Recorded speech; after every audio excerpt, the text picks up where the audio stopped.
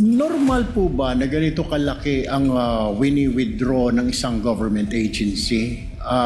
Is this normal? Nakakita ka na ba nito ng other government agencies na ganito kalaki ang withdrawal? Wala po. Unusual po ito. Withdrawals na ito. Sa 32 years nyo po sa banking industry, sa Land Bank, nakakita na po ba kayo ng ganyang kalaking amount na withdrawal ever before? First time po. First time. Pinakamalaking nakita nyo na o na-experience nyo na in your Mga 30 500,000 po. 500,000. And next, ito na, 125 million. Yes, sir. Sabi nyo nga kanina, unusual yung amount. First time may ganyang amount na 125 million pesos. Bakit nyo sinabing unusual? Ano yung floor nyo para sabihing unusual yung isang amount? Usually po kasi kaya naging unusual para sa akin kasi cash po siyang kinukuha. Sa other, ano naman po is, kumbaga nag-issue po sila ng mga cheque sa yung disbursement po nila. For government agencies, ano siya? Unusual po ang amount ng pag-withdraw. Normal po ba na ganito kalaki ang wini-withdraw ng isang government agency? Is this normal? Nakakita ka na ba nito ng other government agencies na ganito kalaki ang withdrawal? Wala po. Unusual po ito. Unusual yung withdrawal. So therefore, kung unusual, Madam Witness, hindi mo kayo nagtanong man lang, para saan po ba kayo ito? Kasi alam ko sa bangko po, nagtatanong. Ako po, nagbabangko ko sa pribado. Natatanong po yung staff ko, para saan ba gagamitin ni Sir ito, ni Sir? Hindi na ba ninyo tinatanong? Kasi po may advice naman po siya. So, kumbaga dumaan naman po ito sa proseso nila. Kaya, I don't think po na magtanong pa kami. What is the SOP? Ano pong standard operating procedure pag may mga malalaking withdrawal? Or exempted pag mga government agency, lalo po't mga matataas na ahensya ng pamahalaan? Wala na pong exemption. Kaya lang po itong sa particular na transaction po ng OVP, bali meron naman po kasi silang forward advice po sa branch. Okay. Alam niyo po ba na ito ay for intelligence fund, yung wini-withdraw? Hindi po. Hindi niyo po alam na Intel fund ito. Opo. Pero nagduda po kayo sa ganitong kalaking halaga. Is that correct? Sa personal opinion namin sa bangko, parang syempre po, saan kaya gagamitin po yung cash na to? So, pero hindi naman po namin tinanong na. Kasi may advice naman po siya. Okay, panghuli na lamang po, Madam Witness. May other agencies pa ba na may account sa inyo? Marami naman pong mga government agencies po sa Sa Land branch Bank ninyo? show. Okay.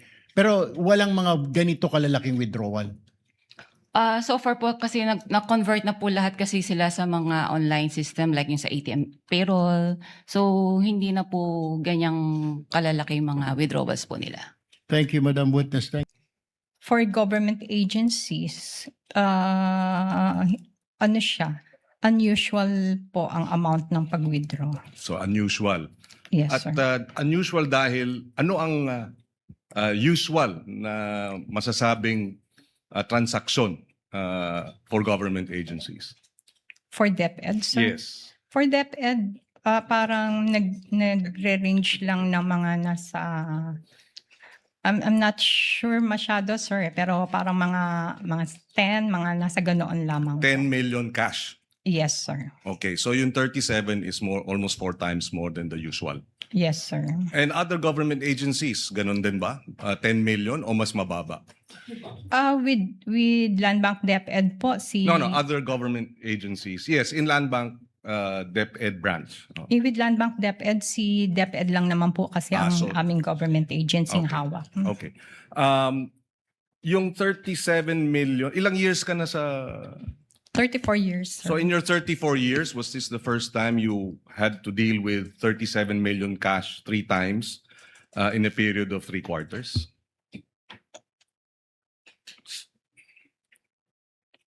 With other government No, agencies? with the DepEd. With the DepEd, no, sir. Para ngayon lang po yung time na may encashment na ganun kalaki. So this is the first time for you to experience that kind of cash transaction. Yes, Your Honor. Okay. Ang malaking nakita nyo na o na-experience nyo na in your Mga 32? 500,000 po. 500,000. And next, ito na, 125 million. Yes, sir. Ang Shaw Boulevard, maraming negosyo dyan. No? So I assume maraming mga private companies dyan. May nakita na ba kayong cash withdrawal from a private company na ganito kalaki in the hundreds of millions? Mostly po mga cheque po yung ini-issue nila. Cheque? Meron Opo. bang mga cash withdrawal din? Yung mga sa private companies? Wala po. Wala, puro Checks. cheque lang ang ini-issue nila. Opo. And then, nabanggit nyo kanina na 4 na beses pumunta sila Miss Acosta at si Mr. Ortonio sa inyo. Opo. Tama po ba? 4 na beses? Yes, sir. Nung nagwi-withdraw sila, meron ba kayong any casual talk kung saan gagamitin itong mga perang ito? Kasi sabi nyo nga kanina, unusual, ngayon lang kayo nakakita. Hindi ba nagkaroon kayo ng konting parang casual talk sa pangatlo o pang-4 na pagkita ninyo kung saan gagamitin tong perang to? Hindi ko na po ma-recall, Your Honor. I'm sure nag-uusap kayo, di ba?